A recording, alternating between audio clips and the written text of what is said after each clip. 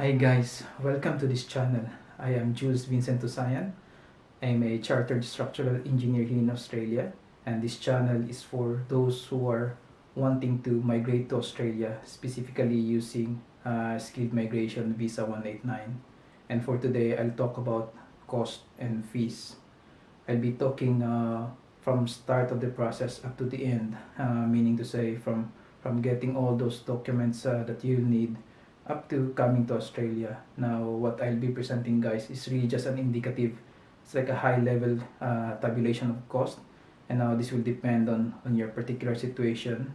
But this example I'll be giving, guys, is for someone currently living in the Philippines and migrating to Australia with his or her partner and without kids. But anyway, guys, I'll be providing this spreadsheet. If you want, just message me, and then you can just alter the tabulation. So yeah, guys, hopefully you enjoyed this video and you learned something. See you in the next video. Thank you. Bye bye.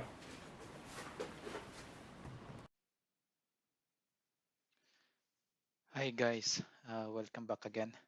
So this is the tabulation that I was talking about in terms of indicative total cost in for Visa 189.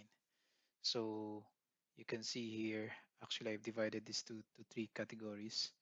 One is before applying for visa, which is the pre-visa cost, and then the other one is the actual visa cost, and then the next one would be the post visa cost. So I'll discuss first the pre visa cost. So basically, you probably um doing some you probably do the first three items, actually the first five items first. Gather all your documents from your university if you haven't done so yet. So get your TUR or transcript of records, your diploma. I did this before because I do have the records, but some of my documents are still with the university. So I went back to my university and requested all the information.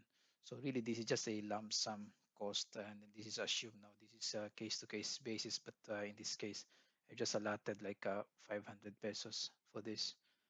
And then again, for PRC, you need to get your PRC certificate if again if you don't have one.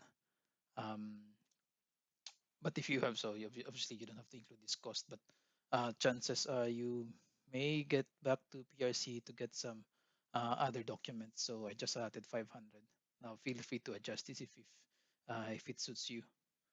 And then from NSO, birth certificate, marriage certificate. But if you have this already, so no need to include this. But I just allotted this one here. And then you need NBI clearance and police clearance from what I remember before. So I think just a quick search in Google would say NBI clearance today would be about 130 pesos and police clearance would still be 100 pesos. So just double check the figure, guys. Now let's go to the big items. Now the language test, which is PTE academic. I've used PTE academic here. You can use IELTS if you want, but in my case I've used PTE academic. Now you will be using this PTE academic in your assessment for Engineers Australia. They will be looking for this one, but the rules would be a bit relaxed in terms of requirement. I'll quickly show it, guys, in the next video. But uh, see, Engineers Australia would not require really the superior. It will not require the superior results. So, but when you do the first take, make sure to do your best so that if possible you can do this in one go. Meaning to say you can use your PT academic for Engineers Australia assessment and then you can use it again during visa application. But I just put here first take, yeah, just to be sure. So it's about 11,500 pesos, and then and one thing to note here for PT academic is it's only available in Cebu and in Manila from my quick search in Google. So if you're from Mindanao, like myself before, you may have to arrange some accommodation or travel expenses to do your PT academic. So moving forward, your Engineers Australia assessment. Also, this is an expensive one. So this is 45,600 as of today, 5th of July 2022. Now this is including the competency demonstration report, the CDR, which I'll be making a video later on. And then plus another component is for your employment assessment. So what I'm assuming here is same case with me before. I have some experience that I wanted Engineers Australia to accredit, so I be adding a little bit of cost for them to assess, so I can gain the points. And then the next is optional. This is really just optional membership in Engineers Australia. So it's about 22,000 pesos. Now, this is highly recommended in my case because when you're here in Australia, it will give some premium. Well, in my opinion, in your application, because you are now a member of Aegis Australia, and then from employers here in Australia, they don't know you at all, yeah. So, but if they will see that you're actually a member of Aegis Australia, then somehow it will give you some extra added benefit over your competition. So this is optional, but for now, we'll not include this one, but I would recommend to take this one.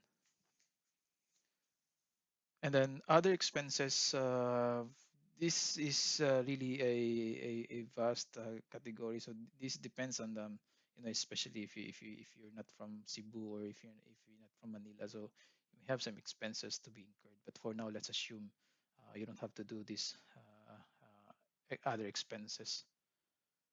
Now let's go to the actual visa cost. Now visa cost, again, I put here the PT academic, and it's a second take. Note, guys, that it's pretty common to do multiple takes on the language test. In my case, as I mentioned before, I took the test 3 times. So twice in IELTS, and then for one for PT academic. So if you will do your best here, the first take, you'll probably get the superior points. But just in case you'll miss here, then you can retake this again. But obviously, there's an added cost. And then the the the, the most expensive one is really the visa fee, which is about 161,000 as of today. And if you have a dependent, example, you have a partner, um, you have to pay half of the cost. So this is the bulk of the cost. And then there will be a biometrics expenses, and then medical. I would say actually this is 2,000 because of your partner, and then this would be about 20,000 because of your partner. Um, and again here, this will just be you doing the PT academic, and again here, this will just be the primary applicant doing the assessment, and not including your partner. So this is the main cost, guys. And then lastly would be your cost, indicative cost when you're flying to Australia and settle here now. So flights for two people, just really assume only one way ticket for two persons. So I just assume 1,000 Australian dollars, about 40,000 pesos, and then you have some pocket money. Pocket money would be so really just cover the basics. So your rent, food, transpo. So I have assumed something here. So for your rent, you'd be allotting 2 months worth of pocket money. If you can, if you can, if you have the means, why not? You can increase this to 3 months or 6 months. But most likely you'll find a work within 2 months. So let's assume 800 per month, and then this price would be inclusive of bills. And so at this price, most likely it's a shared accommodation. You'll be living with other friends or Filipino families, but it's just a temporary accommodation, right? So just to get by the 2 months and land your first job. And then food, I would assume 150 per week, but I think this is more than enough for two people for 2 months. So that would be 45,600. And then um, for transpo, it's also a big component here in Australia. So I think 75 per week. Applying for job, going to interview, but nowadays the interviews are being conducted via Teams or Zoom. So yeah, I think this one is reasonable for 2 months, and then just allot some extra cash, just in case, about 1,000 Australian dollars. So overall, you'll be looking about 530. But I would say, because this is like a really just a high level estimate, I think this figure, I would say, is quite right. I think from my experience, this is within the figure, the range. But I would say it's about 500 to 750,000 overall, depending on your situation, obviously. Then I assume something here. The conversion is 55 for US dollars, and then 38 for Australian dollars. Now, so this is the cost, right? But I would direct you not on this, but to the process, because if you look at the cost, one would really uh, probably would think, this is too expensive. How can I afford this? Now, this is part of the challenge, guys. Really, you have this price. Now, if you look at this price, if you look at this price, and then if you look at this cost and the process, this whole process from pre-visa to post-visa would probably take you 2 years, 3 years. So this amount here would be shelled out in a in a it's not a one time big time expense, right? So you'll have, in my experience, you'll have enough time to actually save for this. So the first few here is really just manageable, right? So doing all these pre-visa costs. Then the first major one is a PT academic, which again, with your current job, you can probably save up for the English test.